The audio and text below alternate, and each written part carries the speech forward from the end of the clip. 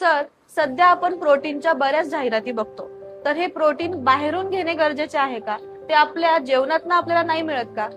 खूप छान प्रश्न विचारला आहे. कारण आपण सध्या सगळीकडे सोशल मीडियावर म्हणा किंवा न्यूजपेपरमध्ये, वर्तमानपत्रांमध्ये जागोजागी आपण प्रोटीन सप्लिमेंट्स घेतलं पाहिजे, प्रोटीन शरीराला खूप आवश्यक आहे, हे सतत बघत असतो. मग आपल्याला साहजिकच प्रश्न पडतो, अरे आतापर्यंत तर आपण नॉर्मल जेवण करत होतो, भाजी पोळी, भाकरी, डाळ, वरण ह्या सगळ्या गोष्टी खात होतो, मग त्यातून प्रोटीन मिळत नव्हतं का? मग आत्ताच काय असं झालेलं आहे की जेणेकरून प्रोटीन बाहेरून घ्यायची गरज पडली आहे? तर यासाठी आधी आपण समजून घेऊया की शरीराला आवश्यक असणाऱ्या गोष्टी कोणत्या. तर शरीराला मॅक्रोन्यूट्रिएंट्स आणि मायक्रोन्यूट्रिएंट्स अशा ह्या दोन गोष्टी आवश्यक असतात. आता मॅक्रोन्यूट्रिएंट्स म्हणजे काय?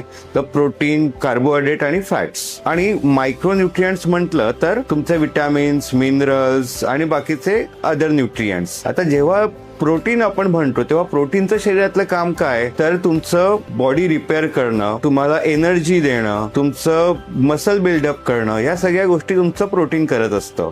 फॅट्स काय करतं? फॅट्स तुमचं हार्मोनल बॅलन्स करतं, तुम्हाला एनर्जी देतं, तुमचं ब्रेन फंक्शनिंग नॉर्मल ठेवतं. आणि कार्बोहायड्रेट काय करतं? तर तुम्हाला एक्स्ट्रा एनर्जी सेल्सला जी हवी असते ती प्रोव्हाइड करतं, ग्लुकोज प्रोव्हाइड करतं. आता जेव्हा ही सगळी न्यूट्रिएंट्स आपापलं काम करत असतात तेव्हा आपण आता सध्या प्रोटीन बद्दल बोलतो आहे. तर प्रोटीन प्रत्येक व्यक्तीला 1 gram per KG body weight, म्हणजे साधारणतः जर तुमचं वजन 60 किलो असेल तर तुम्हाला 60 ग्रॅम प्रोटीन दिवसाला आवश्यक असतं. म्हणजे तुमचं शरीर व्यवस्थित फंक्शनिंग करत राहतं, तुमच्या मसल्स बिल्डअप होत असतात.